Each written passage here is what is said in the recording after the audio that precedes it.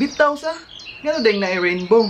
Yo mga goy, welcome to a new episode of the Bugoy Explains. Today, akong explain sa inyo kung nganong na rainbow or naunsa pagporma ang rainbow. Ako ning explain sa inyo karon para maguba inyong pagtuo nga ang duwende or ang leprechaun ang naghimo ning rainbow. Kabaw ko daghan nakabalo ani. Pero daghan gyud bugoy out there nga wala pa kabalo. Kani akong ipangyaw-yaw karon base ra ni tanan sa internet nga akong nabasa.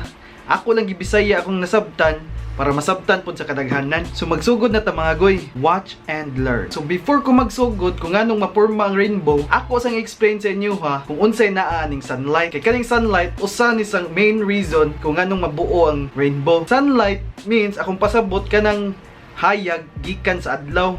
So sunlight is made up of wavelength or a mixture of colored lights. Ang naa nga mga color nga naa sa sunlight mao na ang red, orange, yellow, green, indigo, blue, and violet. Kani nga mga color naa ni sila tagsa-tagsa nga wavelength. Ang pasabot aning wavelength makumpara ni nato sa gipaspason sa travel sa light. So gikan sa violet nga mo'y pinakamubo og wavelength, mao pod ang pinakapaspas mo travel. Hangtod sa red nga mo'y pinakataas og wavelength, mao po'y pinakahinay mo dagan, mao po'y pinakahinay mo travel. So kung ang sunlight mosulod na siya sa atmosphere, unya maigo na siya sa mga small particles like aso, tubig, abog, etc. or unsa pa na diha na mo gawas ang color sa sunlight. Since magsurya man tabahin og rainbow, ang sunlight ug ang tubig or water droplets mao ni ang pinaka main reason kung nganong maporma ang rainbow. So mao ning nahitabo. Sigurado ko nga kabantay gyud mo nga mugawas ning rainbow kung mahuman na ang uwan. Bisan pag nahuman na ng uwan, naa gyapon ay water droplets or tubig nga naglutaw-lutaw sa panganod. Para maporma ang rainbow, dapat ang sunlight maigo na siya sa water droplets. Kung muigo na gani ang sunlight sa water droplets, diha na manggawas ang mga colors. Pag musulod na ang light sa water droplets, muhinay na ang ihang light speed. Kabantay mo kaya sa mga salida kang ilawom sa dagat nasle pusilon, di ba? Hinay kay ang dagan sa bala, dili gid pareha ang normal nga mukalit lagkuan kung naa lang gid sa hangin ni agi ang bala, di ba? Mao po na siya sa light. Kung ang light musulod sa tubig, muhinay na ihang dagan nya diha na manggawas ang mga colors. So ang kanang light nga naa nasulod sa water droplets, ang light mo bend na siya or mo bend na siya kay tungod ang shape sa water droplets actually lingin na siya, circle, spherical ang iyang shape.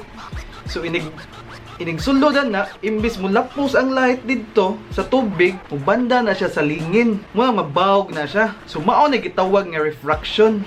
Example sa refraction, kabantay mo nang naigarapon sulod na tubig niya, naapoy something like pagkaon or sili ba na kanang more pickle ba, tan-aw nimo dako kay siya tan-awon sa gawas, pero ikuha nimo gamay day siya. Ang cause ana nga optical illusion tungod na siya sa refraction. Og ang refraction pod ang hinungdan kung nganong bawog ang rainbow.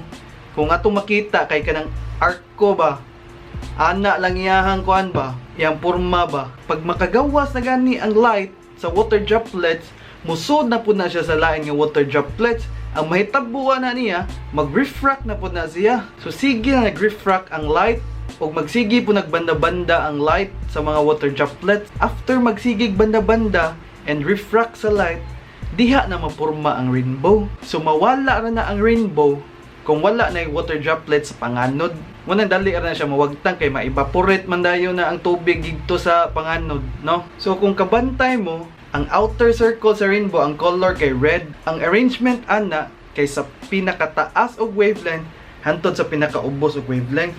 So naapoy usahay nga di gyud ta kabantay nga naa din na siya violet nga color, no?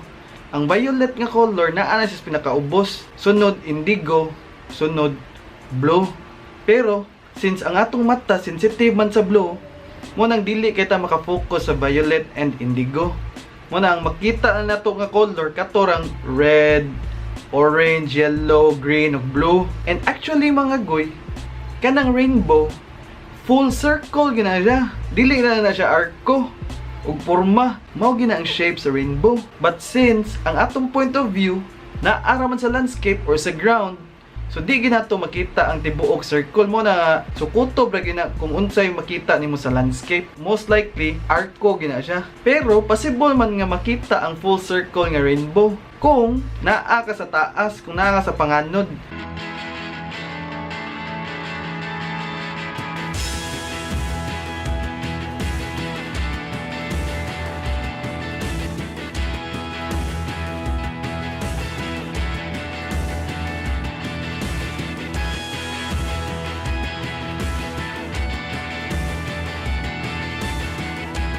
I just really hope nga nakasabot ra mo sa akong explanation mga goy.